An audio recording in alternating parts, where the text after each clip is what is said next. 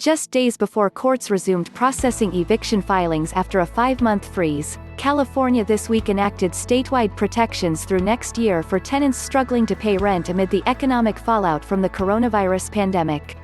More than 8 million Californians have filed for unemployment since mid-March, and advocates fear a massive eviction wave as both tenants and landlords have lost income. Here's what you need to know about the new rules, according to the state, lawyers and housing advocates. Q. What protections do tenants have under the state rule? The new state measure bans evictions based on unpaid rent between March and August and requires tenants to pay 25% of their rents between September 1, 2020, and January 31, 2021 to prevent court-ordered evictions. Q. I'm a landlord. Does the state measure offer any protections for me? The law does not wipe out unpaid rent, and landlords can pursue that debt in civil court starting March 1, 2021. In addition, California's new law might offer some relief to homeowners and landlords with less than 5 properties who are struggling to pay their mortgages because of the pandemic. Those with a federally insured mortgage can request under the CARES Act that repossession of their property be delayed.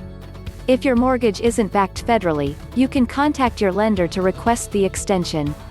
If they deny your request, they must provide an explanation detailing the reasons, after which you'll have 21 days to correct any issues brought up that aren't related to the pandemic.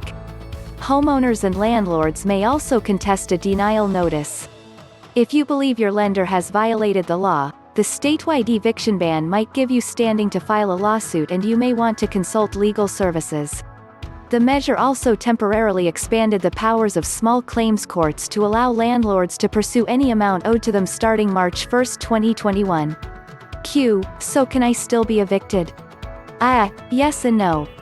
You can't be evicted for having failed to pay rent since March as long as you pay 25% of your rent from September to January and provide a declaration under penalty of perjury that your inability to pay is due to the pandemic.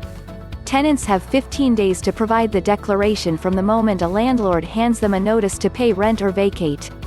The law also requires landlords to give tenants written instructions about their rights, including materials in the tenant's native language.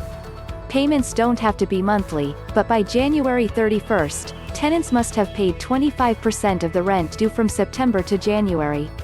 Tenants who have a declaration and pay a quarter of their rent are protected through January 31st, regardless of their immigration status.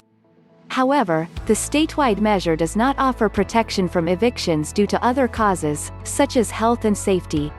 If you believe a landlord may be violating your rights under state or local bans, you may want to contact legal resources.